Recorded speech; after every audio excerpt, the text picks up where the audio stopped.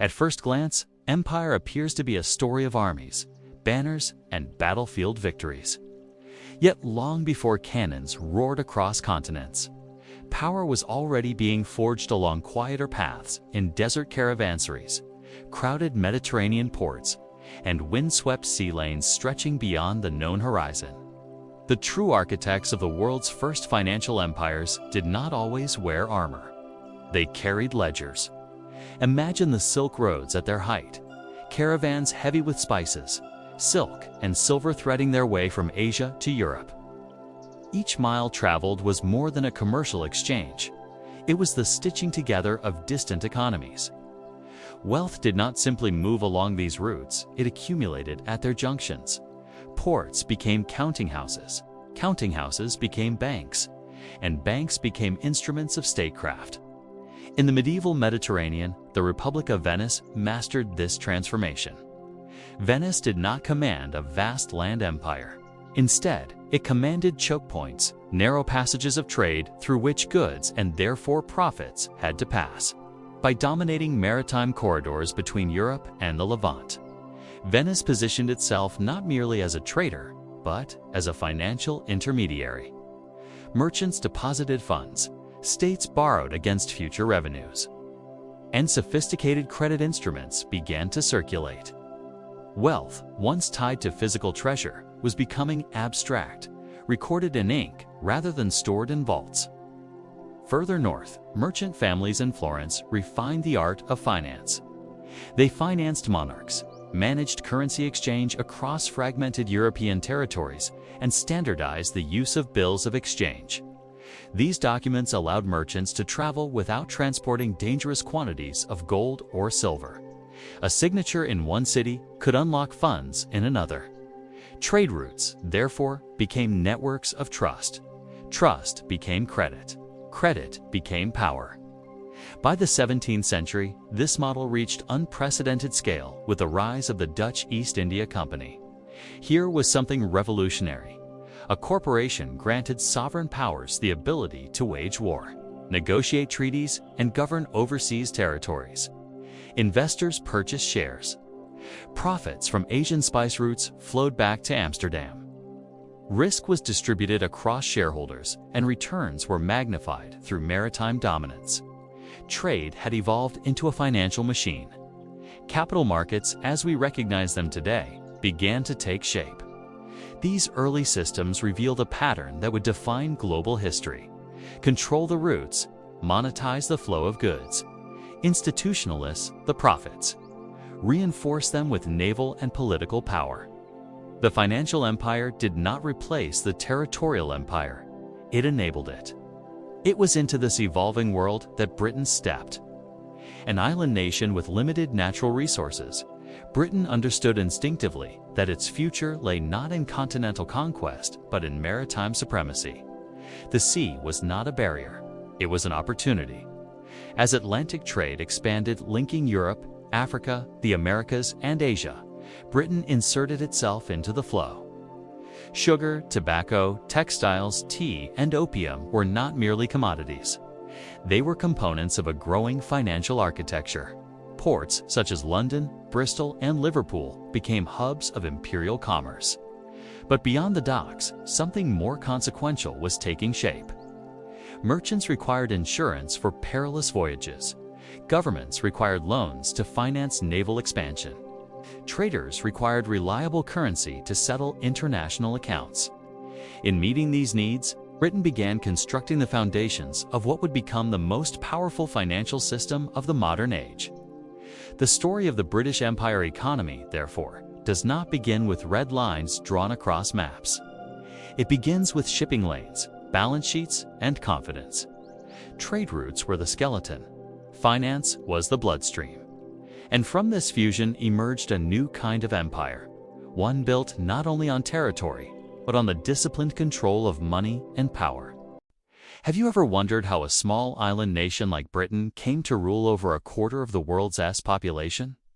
We often hear about its mighty navy and vast colonial territories. But the true engine of the British Empire wasn't just ships and soldiers. It was something far more subtle, yet infinitely more powerful: finance. This is the story of how Britain built a global empire, not just on trade, but on money itself. Our journey begins in the late 17th century. Britain was a rising maritime power. Its ships crisscrossing the globe, bringing back exotic goods like spices, sugar, and tea. But constant wars, especially with its rival, France, were draining the royal coffers.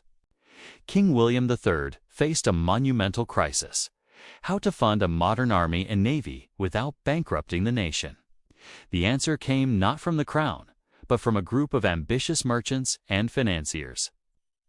In 1694, they proposed a radical idea: a private bank that would lend money to the government.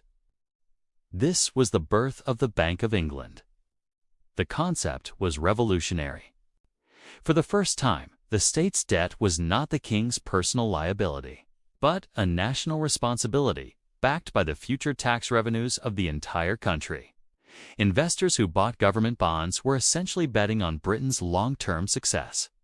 This created a powerful alliance between private capital and state power.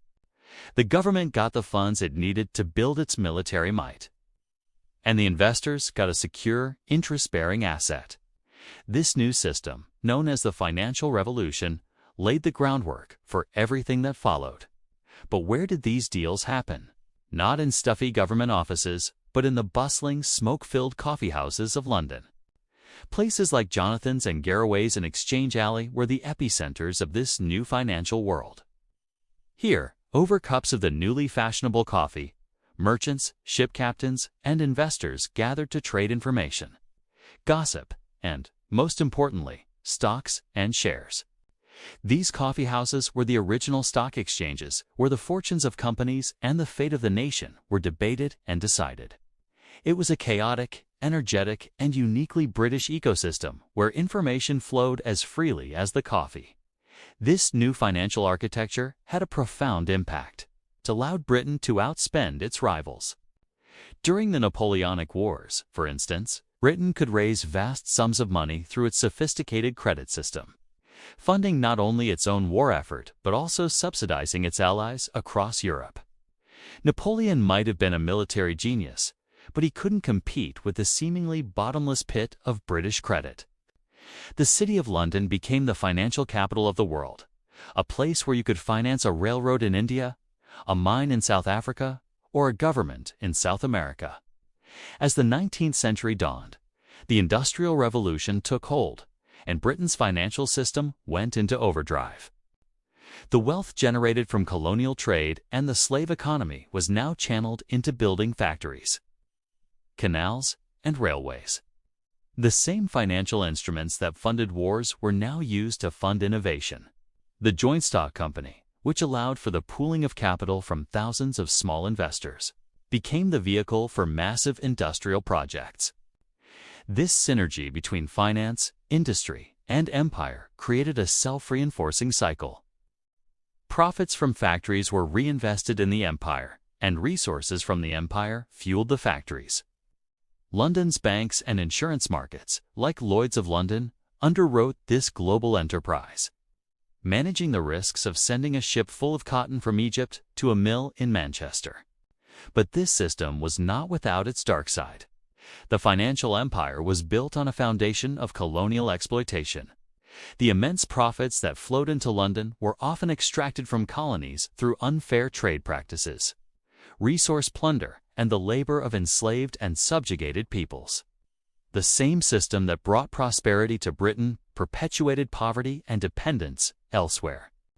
The credit that built railways in Britain often served to transport raw materials out of colonies for British benefit, not for local development. It was a complex and often brutal machine, a global system of wealth extraction managed from the counting houses of London. As the 20th century approached, other nations, particularly Germany and the United States, began to challenge Britain's industrial and financial dominance. The immense cost of 2 world wars finally broke the back of the sterling-based global financial system.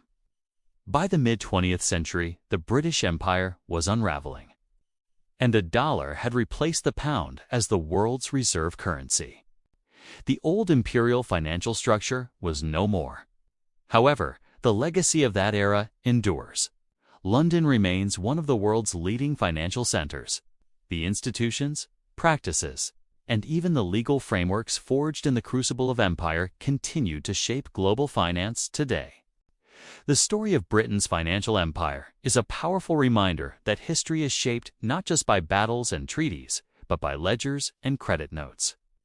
It shows how the innovative fusion of private wealth and state ambition created a force that could project power across the globe, build industries from scratch, and sustain an empire for over 2 centuries. It's a fascinating, complex, and morally ambiguous story of power, money, and the making of the modern world. Thank you for joining us on this journey through history. If you found this story as fascinating as we do, please hit the like button, subscribe to our channel, and ring the bell for more deep dives into the events that shaped our world. We'd love to hear your thoughts in the comments below. See you next time. For much of the 19th century, the system appeared unassailable. Sterling circulated as the preferred currency of international trade. London stood at the center of global capital flows. From Buenos Aires to Bombay, railway bonds were issued in the city. Insurance contracts, commodity prices, and sovereign loans were priced through British institutions. The British Empire economy had achieved something unprecedented. It had fused trade routes, currency, stability, and banking power into a single integrated structure. Yet within that very success lay the seeds of vulnerability. Financial empires depend not merely on assets, but on confidence. As long as investors believed in Britain's ability to honor its debts and protect its trade corridors, capital flowed freely. But the scale of commitments expanded relentlessly. The Royal Navy required constant funding to maintain maritime supremacy. Colonial administration carried mounting costs. Industrial rivals Germany and the United States in particular began to challenge Britain's manufacturing dominance. Trade routes that once flowed almost exclusively through British hands were becoming contested. The First World War marked a profound rupture. To finance the conflict, Britain borrowed on an extraordinary scale. Gold reserves were strained. International investments were liquidated. For the first time in over a century, Britain shifted from being the world's largest creditor to one of its largest debtors. The financial mechanics that had once powered expansion were now sustaining survival. The pound sterling, long regarded as the anchor of global stability, faced mounting pressure. Maintaining its pre-war value required painful deflationary policies. When Britain returned to the gold standard in 1925 at the old parity, the decision reflected more than economics. It was an attempt to preserve prestige. But the global financial environment had changed. Industrial competitors were stronger. Capital markets were more dispersed. The weight of accumulated debt constrained flexibility. Meanwhile, across the Atlantic, a new financial center was rising. New York began absorbing capital flows once destined for London. The United States had emerged from the war as a creditor nation. Its industrial capacity expanded rapidly.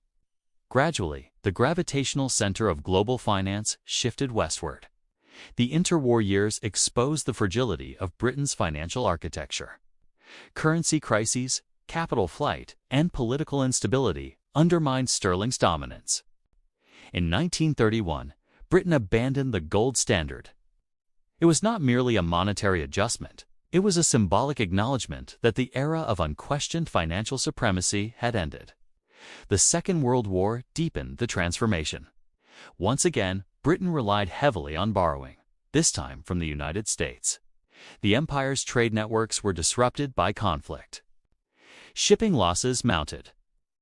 Colonial economies strained under wartime demands. When peace returned, Britain faced an altered global order. The Bretton Woods system formalized what reality had already established. The US dollar would anchor international finance. Sterling remained important, particularly within the so-called sterling area, but its role was diminished. Repeated currency crises in the 1950s and 1960s reflected structural weakness. In 1967, the pound was devalued, a stark reminder that financial power, once lost, is difficult to reclaim. At the same time, decolonization fragmented the imperial trade network that had once fed London's financial machine. Independent nations pursued their own economic strategies. Trade patterns diversified. The integrated imperial ledger dissolved into sovereign accounts. What had begun as a seamless cycle, trade generating profit, profit underwriting credit, credit sustaining empire, encountered its limits. Overextension, rising debt, and intensified competition eroded the foundations. Britain did not collapse in dramatic fashion, but its relative dominance receded steadily. The lesson was clear. Trade routes can build financial empires. Institutional discipline can sustain them. But when debt outpaces productive strength, when prestige overrides prudence, and when rivals master the same financial techniques, decline becomes not sudden, but structural. In the story of money and power, turning points rarely announce themselves with fanfare. They reveal themselves gradually in strained currencies, shifting capital flows, and the quiet erosion of confidence. The story of trade routes and financial empires does not belong solely to the past. It is a recurring pattern in the architecture of global power. Britain's rise and relative decline illustrate a broader principle. Empires are rarely sustained by force alone. They endure when they control the channels through which wealth flows and when they institutionalize that control within credible financial systems. At its height, the British system demonstrated how trade could be transformed into monetary dominance. By linking maritime corridors to disciplined public finance, the empire converted commercial activity into sovereign strength. The pound sterling became more than a currency. It became a symbol of reliability. London was not merely a port city. It was a clearinghouse for global trust. The lesson is not that Britain was uniquely virtuous or uniquely flawed. It is that financial leadership rests on confidence, and confidence is both powerful and fragile.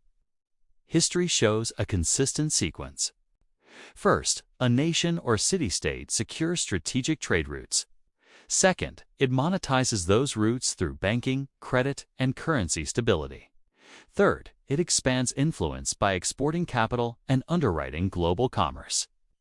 Finally, if debt accumulates faster than productive capacity, or if competitors replicate its methods, the cycle begins to reverse. In the modern era, trade routes remain decisive, though their form has evolved. Physical shipping lanes still matter: the Suez Canal, the Strait of Malacca, transatlantic corridors, energy pipelines, semiconductor supply chains, and digital payment networks now function as contemporary equivalents of the spice routes and Atlantic crossings. Control over these systems confers leverage. But as in Britain's time, control must be reinforced by financial credibility. The British experience underscores the importance of disciplined debt management. Borrowing financed expansion, but it also created long-term obligations. When external shocks, world wars, industrial competition, geopolitical realignment struck the system, high debt constrained flexibility. Financial empires are most resilient when they maintain the balance between ambition and prudence. When that balance tips, even established powers can find their currencies tested and their influence diluted. There is also a lesson in adaptability. Britain's initial success stemmed from innovation, funded national debt, deep capital markets, integrated insurance systems, and the global use of sterling. Its relative decline was not the result of a single catastrophic failure, but of gradual shifts in productivity, industrial leadership, and geopolitical power. Financial supremacy moved to where economic dynamism and capital accumulation converged. Money and power followed production, yet decline in one domain does not imply disappearance. London remains a significant global financial center precisely because institutions, legal frameworks, and expertise persist long after empire recedes. This continuity reveals another truth: financial infrastructure can outlast territorial control. The scaffolding of empire banking systems, legal norms, currency traditions often survives political transformation. Ultimately, The story of how trade routes built the world's first financial empires is a study in patterns rather than personalities. Trade creates opportunity. Finance structures opportunity. Debt amplifies opportunity. But confidence governs all three. When trust in a currency, a government, or a financial hub falters, the entire edifice trembles. The enduring question for any era is not merely who commands the largest navy or the fastest ships. It is who commands the settlement system, the reserve currency, and the trust of global investors.